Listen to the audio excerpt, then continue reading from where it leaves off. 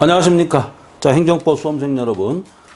지난 시간에 이어서 준법률 행위적 행정행위 통지에 대해서 한번 살펴보는 시간을 갖도록 하겠습니다. 자, 지난번에 이제 준법률 행위적 행정행위죠. 자, 준법률 행위입니다. 적 행정행위 이렇게 돼 있죠. 요거는 나올 확률이 상당히 높다 이렇게 말씀드렸어요. 준법률행위. 그래서 이제 법률행위다 그러면은 의사표시를 이 주된 요소로 한다. 일단 그렇게 돼 있고요. 준법률행위는 의사표시 이외에 관념에 의해서 행정이 작용되는 것이다. 이렇게 우리가 분석할 수 있습니다. 자, 그러니까 의사표시 이외입니다. 의사표시 이외. 표시 이외입니다. 이외의 관념에 의해서 우리 수험생들이 여기서 조심해요. 관념에 의해서 행정이 작용되는 겁니다. 행정작용이 발생한 것이다. 여기서 이제 준법률 행정인데 이번 시간에는 통지를 공부하도록 하겠습니다. 근데 통지가 시험에 출제가 안 되고 있어요. 종전은 좀 됐었는데 그래서 거기서 보시면은요 처분성을 부정하는 방법. 이 통지라는 것은 의미를 좀 보면은 이 특정한 행위입니다. 특정 행위를 알려주는 행위다. 그래서 알리는 행위다. 이렇게 우리가 답을 할 수가 있습니다. 통지는 특정한 행위를 알리는 행위다. 이렇게만 보시면 되고, 자, 대표적인 것이 뭐 처분성이 부정되는 것이 있는데 뭐가 있냐면 당연퇴직 인사발령. 자, 당연퇴직은 시험에 자주 출제돼요. 당연퇴직입니다. 인사발령. 자, 우리 이제 군무원 시험이나 공무원 시험이나 무슨 뭐 소방직 시험이나 경찰 시험이나 다 공무원 계통이잖아요. 공무원 계통에서는 처음에는 공무원으로 이제 임명되는 거, 특허죠. 임명되는 것과 마지막에 이제 퇴직이 그런 순차를 받게 돼 있습니다. 근데 퇴직할 때 당연퇴직은 뭐냐면 연령, 나이가 꽉 차가지고 이제 그만 나라. 그래서 당연히 나오는 것인데 이것은 처분성이 없다는 겁니다. 처분성이 없어요. 자, 근데 이 당연퇴직할 때 문제가 되는 것은 바로 퇴직연금입니다. 그래서 퇴직연금 소송이라는 게 있어요. 자, 퇴직연금 소송은 이 공법상 소송이긴 하지만 항고소송 쪽으로 가지 않고 이것은 당사자 소송으로 갑니다. 당사자 소송. 이 당사자 소송은요. 행정법에서 20문제가 출제됐다. 또는 뭐 25문제가 출제됐다. 또는 뭐 5급 시험이 나왔다. 그럼 무조건 시험에 출제되는 그런 파트가 되겠습니다. 아시겠죠? 당사자 소송은 법률관계 소송입니다. 이것은 법률관계 소송이다. 이렇게 우리가 정의를 내릴 수가 있습니다. 이 법학은 정의를 누가 더 잘 내리는가 이 싸움이에요. 명확하게. 왜냐하면 20문제 중에 정의를 물어보는 게 20문제예요. 그 다음에 의의 물어보고 그 다음에 판례 경향, 그 다음에 이론의 대립 이렇게 물어보는 것이 지금 모든 시험의 이 흐름입니다. 그렇기 때문에 우리 수험생분들이 너무 어렵게 생각하지 마시기 바랍니다. 그래서 전국에서 가장 디테일하고 가장 합리적이고 가장 우리가 일반적으로 정리한 책이 바로 이 책이다. 이렇게 보시면 되겠습니다. 자, 그래서 퇴직연금 소송은 이 당사자 소송으로 간다. 이렇게 보시면 되겠고요. 자, 그 다음에 우리가 또 생략할 게 뭐냐면, 소득금액 변경 통지라는 게 있습니다. 소득금액 변경 통지는 두 가지로 따져볼 수가 있다. 이것을 소득의 귀속자한테 통지한 것과 그 다음에 과세관청의 소득 처분 이 두 가지가 있는데 과세관청의 소득 처분은 여러분 교재 보시면 알겠지만은 이것은 처분성이 있습니다. 그러니까 소득 금액 변경 통지 상당히 중요합니다. 소득 금액 변경 통지입니다. 그러나 여기 제가 뭐 지금 별표 하나 쳤긴 쳤지만 동그라미 하나 더 쳐야 시험에 나올 확률이 많죠. 이것은 뭐 반드시 시험에 출제되지는 않습니다. 20문제가 출제되니까 굳이 이걸 너무 여기다 에너지 소모할 필요는 없다 이렇게 보시면 되겠습니다. 아시겠죠? 자, 우리 수험생 여러분들은 과목이 지금 5과목에서 3과목 아니겠습니까? 그렇기 때문에 공직으로 가기 위해서는 이 과목에 대해서 명확하게 공부를 하지 않으면은 시험장에 가서 헷갈릴 수가 있습니다. 만약에 뭐 5급 시험을 보시는 분도 마찬가지입니다. 자기가 뭐 이 객관식 시험을 보던 주관식 시험, 요즘에는 뭐 주관식 시험이 거의 사라지는 이 형태 아니겠습니까? 그래서 그때 시험장에 가시면은 가장 문제가 이 헷갈립니다. 그래서 떨어지는 거예요. 헷갈림의 전제 조건은 뭐냐면, 이 집중을 못했다는 겁니다. 집중을 못했다는 것은 잡념이 많다는 거예요. 그래서 우리 수험생분들이 잡념을 제거하는 방법, 빨리 제거하고 아주 이 집중하는 선택과 집중을 빨리 하는 그런 능력이 필요하다. 이렇게 보시면 되겠고요. 현실을 직시해야 됩니다. 내가 지금 현재 처한 위치를 바르게 파악하고 내가 예를 들어서 지금 가세가 많이 기울었다. 그럼 좀 더 열심히 해야죠. 다른 사람보다. 아주 이 옛날부터 필요는 발명의 어머니다 이런 말 있잖아요. 그래서 그런 사람일수록 빨리 붙더라고요. 제가 보니까.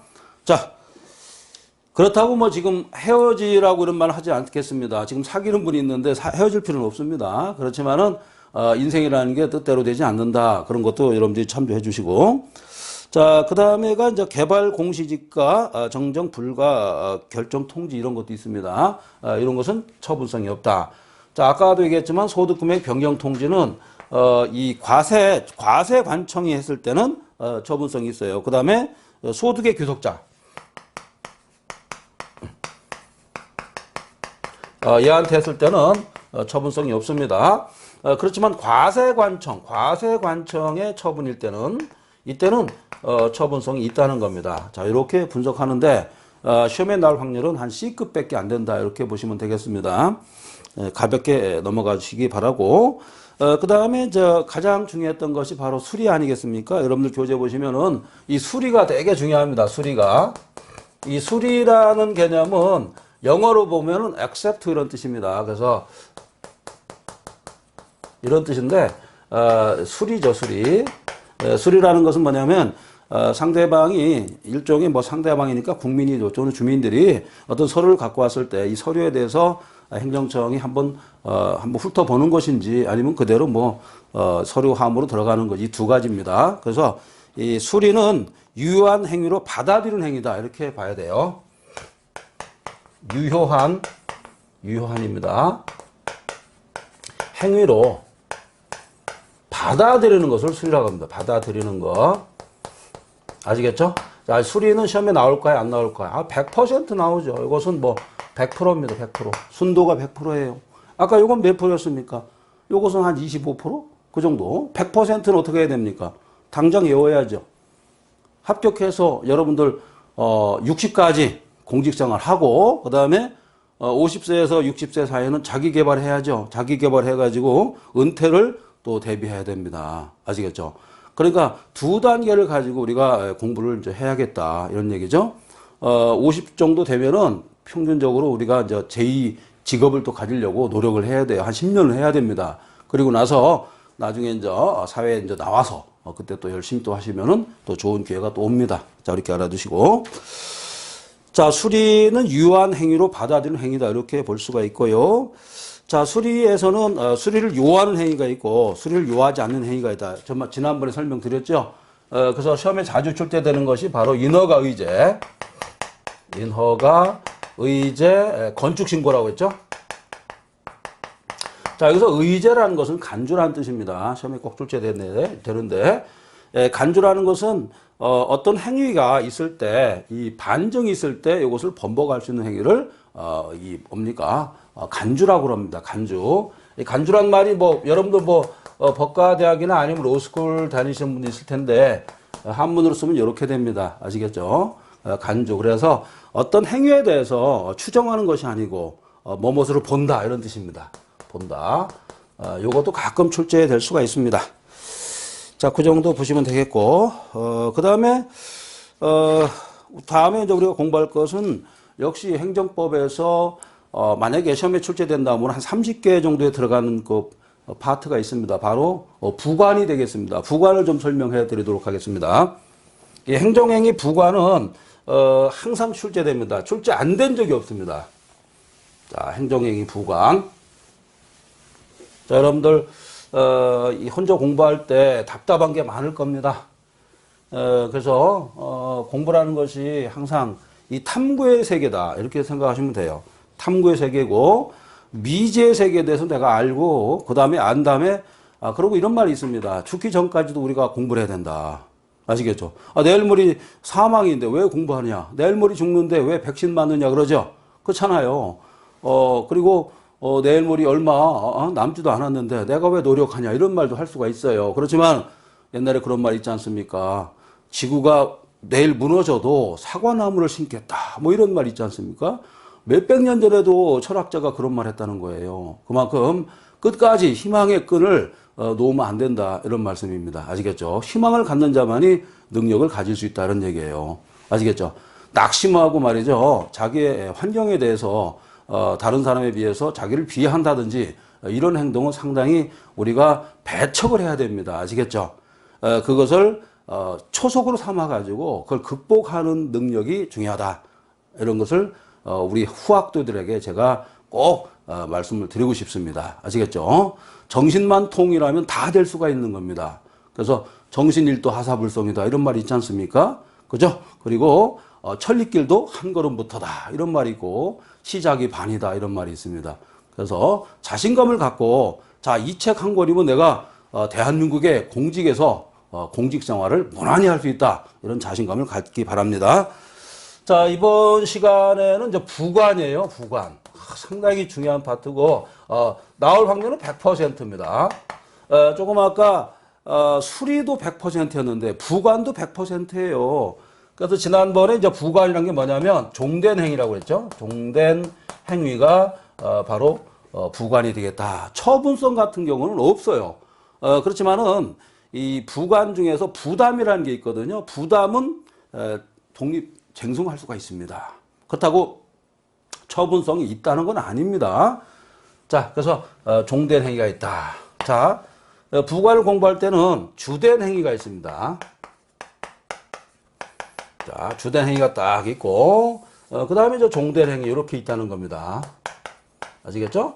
이렇게 돼 있다. 주된 행위가 있고 종된 행위가 있다. 여기서 주된 행위는 처분을 뜻하죠. 자, 그러면 이 부관의 종류가 뭐가 있을까? 이건 좀 암기 좀 하셔야 돼요. 조자 한번 쓰겠습니다. 기자 한번 쓰고, 그 다음에 부자 쓰고, 그 다음에 철자 쓰고, 그 다음에 이제 법자 쓰고, 그 다음에 사자 이렇게 써보겠습니다. 그래서 이것을 조기, 부철, 법사. 종전에는 이 종류도 물어본 적이 있습니다. 처음에 부관 나왔을 때, 부관이 뭐야? 그리고 행정법 유명한 대학교 교수님, 저도 뭐 대학교 교수 출신이고 뭐 사법시험위원 출신이고 제가 다 하지만 원로 교수님이라고 있어요. 옛날 선생님들 보면은 책 쓴 사람이 한 서너 명 됩니다. 보면은 가장 어려운 부분이 이제 부관이에요. 부관. 부관에 대해서 아는 사람이 행정법 잘하는 사람입니다. 자, 옛날에는 그랬습니다. 지금은 행정법 잘하는 사람이 뭡니까? 바로 처분성에 대해서 아는 사람이 제일 잘하는 겁니다. 자, 그래서 지난번에 제가 처분성이 없는 거 시험 예상 문제 했었죠. 뭡니까? 행정재산에 대해서, 그죠? 처분해달라는 요구에 대해서, 그죠? 매각해달라는 요구에 대해서 거부했다. 여기에 대해서 내가 소송을 제기할 수 있을까? 없다는 거죠. 그러니까 국유재산 매각 시청 반려행위는 처분성이 없는 겁니다. 아시겠죠? 자, 지금은 처분성이라는 개념이 가장 중요한 겁니다. 20문제 중에서 한 두세 문제가 처분성과 관련됐다. 이렇게 보시면 되겠습니다. 아시겠죠? 그리고 20문제 중에서 한 문제가 나오는 것은 바로 이 부관이 되겠죠. 자, 부관의 종류는 일단 조건이라는 게 있습니다. 조건은 시험에 출제 안 되고 있습니다. 왜 그러냐면 조건은 공인중개사에서 출제됩니다. 저도 뭐 부동산학개론 책을 좀 매일경제에서 썼습니다만 민법 같은 경우는 조건이 상당히 중요하다. 조건에는 해제 조건과 정지 조건이 있습니다. 자, 해제 조건 같은 경우는 불확정한 사실에 대해서 여기에 의존하는 그런 부관이 조건이 되겠습니다. 그 중에서 해제 조건 같은 경우는 어떤 법률 효과의 이제 소멸에 대해서 의존하는 것이고, 그 다음에 정지 조건은 법률 행위의 효력의 발생에 의존한다. 이렇게 보시면 돼요. 그럼 뭐냐면 조건은 불확실한 사실에 의존합니다. 불확실. 알았죠? 요 정도. 그 다음에 이제 기간 또는 기한이라고 그래요. 기한 또는 기간이라고 하는데, 여기에는, 이 기간은 말이죠. 이 불확실이 아니라 확실입니다. 확실한 사실에 의존한다. 이렇게 보시면 되겠고, 그 다음에 좀 문제가 좀 됐던 것이 이제 부담이죠. 부담. 여러분들, 당신 나한테 부담 주지 마. 이런 말 하잖아요. 그죠? 그거 똑같습니다. 즉 뭐냐면 상대방한테, 이 짐을 지우는 걸 말합니다. 어떤 처음을 할 때 짐을 지어요. 이걸 부담이라고 그럽니다. 부담. 그냥 쿨하게, 돈을 주면 되는데, 앞으로 뭐 예를 들어서 뭐 어느 곳에서는 하지 마라. 뭐 이런 식으로, 이렇게, 좀, 뭐랄까, 멍해를 씌운다? 이런 것을 부담이라고 그럽니다. 이 부담에 대해서는 독립쟁송할 수가 있어요. 쟁송할 수 있다. 근데 이게 한 5, 6년 전에는 인기 제일 좋았습니다. 근데 지금은 인기가 없죠. 그게 나오는 게 아닙니다. 좀 이따 제가 나오는 걸 설명 좀 드리겠습니다. 그 다음에 이제 철회권 유보가 있어요. 이 철회권 유보는 뭐냐면, 예를 들어서 영업 허가를 해주는데 미성년자를 뭐 고용하지 말든지, 또는 뭐 담배를 팔지 말라고 하면서 영업 허가를 했습니다. 만약에 이런 불법 행위가 있으면은 영업을 취소시키겠다. 뭐 이런 겁니다. 여기서 취소라는 것은 뭐 철회란 뜻과 똑같다고 그랬죠. 이 행정법에서는 취소와 무효 철회를 혼동하고 쓰고 있습니다. 아시겠죠? 민법에서처럼 확실하게 무효는 무효다. 이런 식으로 나오지 않고 있습니다. 대표적인 것이 얼마 전에 영아교육법상 유치원 설립허가 취소, 인가 취소가 있었는데 이때 취소는 철회란 의미였다고 그랬죠. 그런 부분. 자, 그 다음에 법률 효과 일부 배제입니다. 효과 일부 배제다. 요거고요. 법률 효과 일부 배제는 뭐 대표적인 게 공유수면 매립했을 때 일부분에 대해서 예를 들어서 뭐 국가 또는 뭐 지방자치단체가 그 소유권을 이전한다든지 이런 거죠. 이것은 법률 효과 일부 배제가 되겠습니다. 그 밖에 이제 사후 변경 유보가 있어요. 사후 변경 유보가 있다. 만약에 사정 변경의 원칙에 의해서 어떤 상황이 바뀌었을 때는 이것을 유보시키겠다. 예를 들어서 영업허가 했는데 영업허가를 취소시키겠다. 이런 얘기입니다. 우리 행정법에서는 사정 변경의 원칙이라는 것도 매우 중요합니다. 자, 제일 중요한 게 공익 아니겠습니까? 공익에 반하면 절대 안 되는 겁니다. 두 번째, 사후 변경이 있으면은 사후 변경이 처분을 이길 수가 있어요. 그래서 처분 행위도 사후 변경에 의해서 변경될 수가 있다. 이렇게 보시면 되겠습니다. 자, 주된 행위와 종된 행위로 이루어졌고, 자, 그럼 시험에 출제되는 건 뭡니까? 한번 제가 답을 해드리겠습니다. 이 부관은 협약에 의해서 됩니다. 협약에 의한 부관도 가능하다. 이렇게 쓰시면 되고, 두 번째, 요즘에 최고 잘 나오는 거, 협약. 그 다음에 이 협약을 했을 때 이 근거가 되는 어떤 법률이 있을 거 아니겠습니까? 법률이 있는데 이 법률이 만약에 이제 폐지됐다. 이런 얘기죠.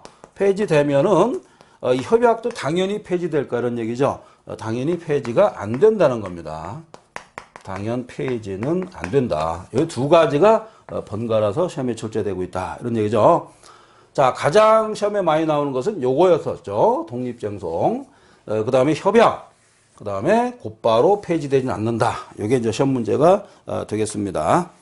자, 여러분들 교재에 보시면은 자, 간단히 제가 이제 설명을 드리겠습니다.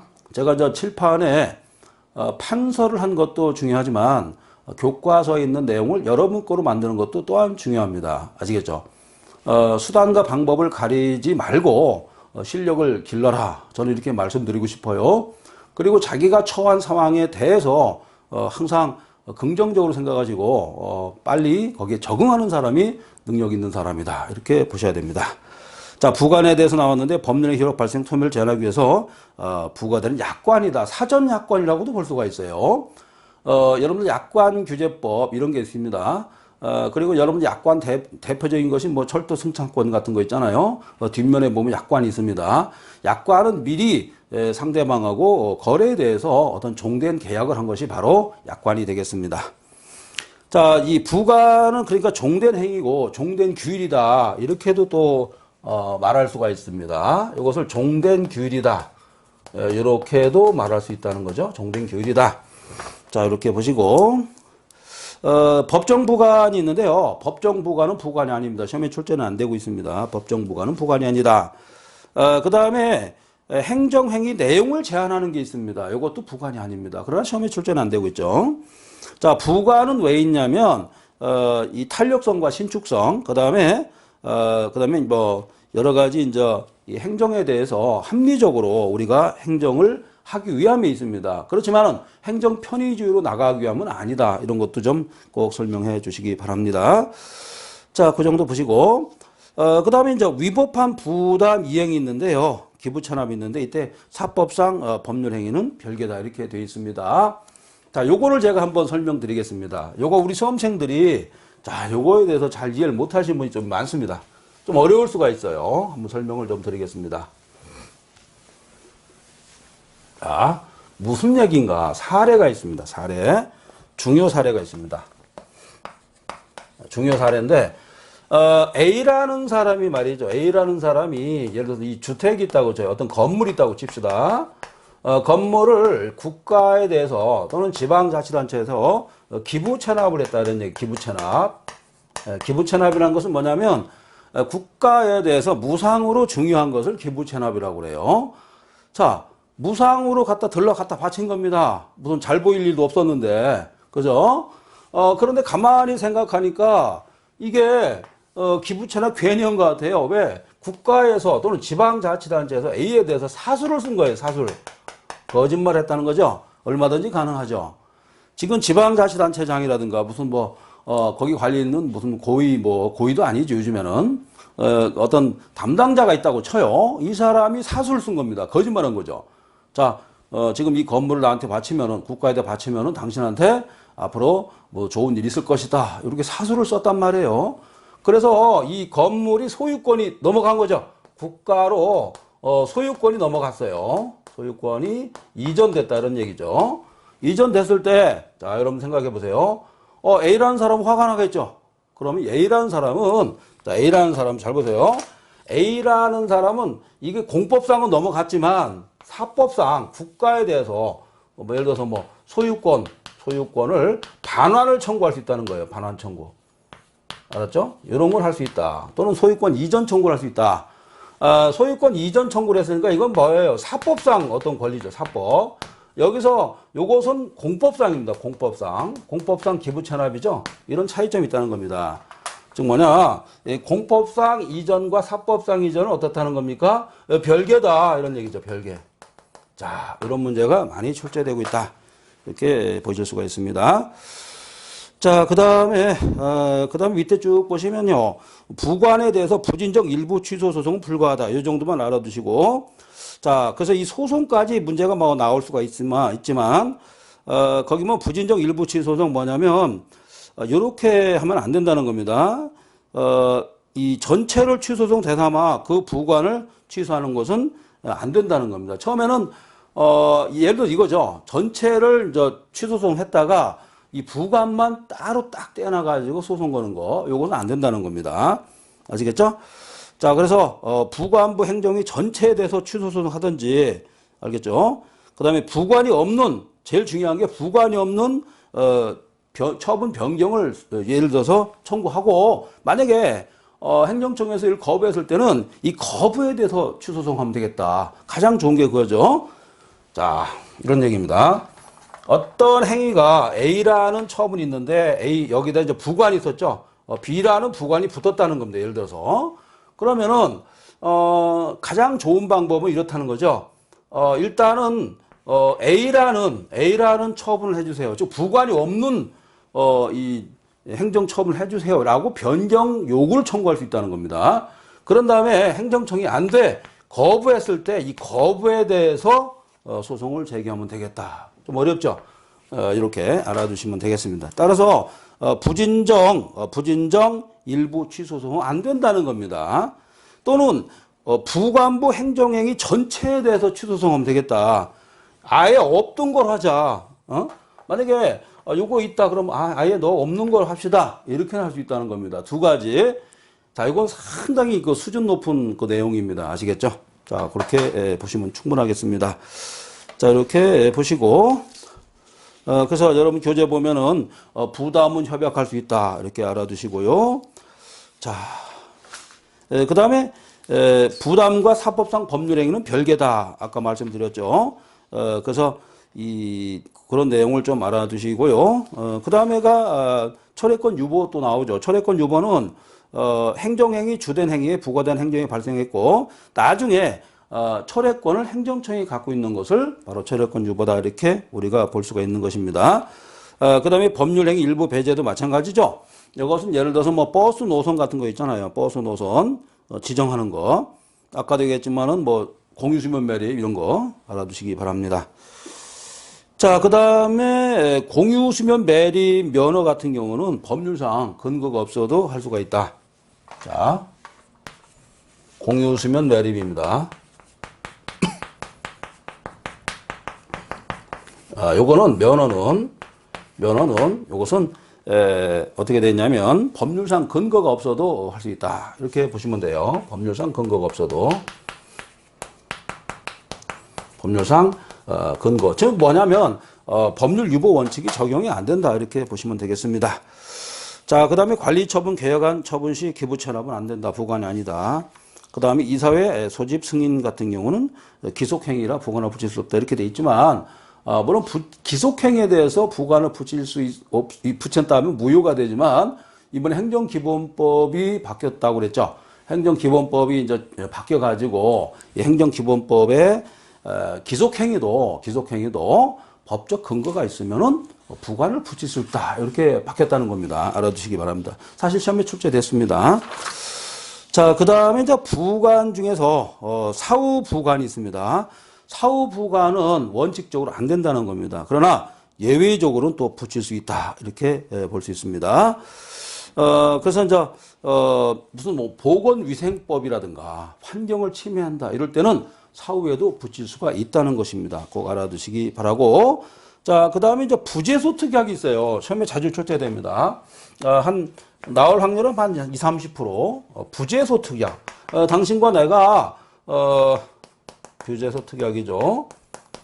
소송을 제기하는 것을 우리가 하지 말자라고 약속을 하는 겁니다. 이것은 안 된다는 것입니다. 알았죠? 부재소 특약 꼭 알아두시기 바랍니다. 물론 이 부관 같은 경우도 행정상 일반 원칙이 적용된다. 이렇게 보시면 되겠고, 그 다음에 이제 부관 하자가 있을 때 독립쟁송할 수 있는 것은 바로 부담이라고 그랬고, 자, 그 다음에 또 문제가 되는 것이 부담하고 조건이 충돌할 수가 또 있습니다. 자, 부담하고 조건이 충돌했다. 이게 무슨 뜻이죠? 자, 조건과 부담이 충돌했다. 그럼 어디로 갈까요? 자, 이때는 부담으로 간다는 것입니다. 왜 그러냐면 조건이 좀 더 강한 겁니다. 강한 부담입니다. 강한 부담. 부담은 약한 부담이에요. 그래서 약합니다. 약한 부관이다. 이렇게 보시면 돼요. 그래서 부관. 즉 뭐냐면 조건과 부담이 충돌했을 때는 부담으로 보겠다는 겁니다. 이거 한 C급 정도 됩니다. 그 정도 알아두시면 되겠고, 만약에 부관이 본질적 요소를 가지고 있다 그러면은 부관부 행정행위를 전체를 취소해야 된다. 이런 것도 꼭 숙지해 주시기 바랍니다. 자, 그 다음에 우리가 또 생각하는 게 뭐냐면 이런 것도 있습니다. 교육 영향평가를 배제한 게 있습니다. 교육 영향평가. 이것은 중대하고 이 명백한 흠이 있다고 볼 수가 없다. 이런 얘기입니다. 교육 영향평가. 자, 잘 보세요. 어떤 영향평가인데, 예를 들어 환경 영향평가가 있을 거예요. 평가. 그 다음에 교육 영향평가가 있습니다. 자, 항상 우리가 생각할 때, 평가도 두 가지 측면에서 우리가 접근을 해야 됩니다.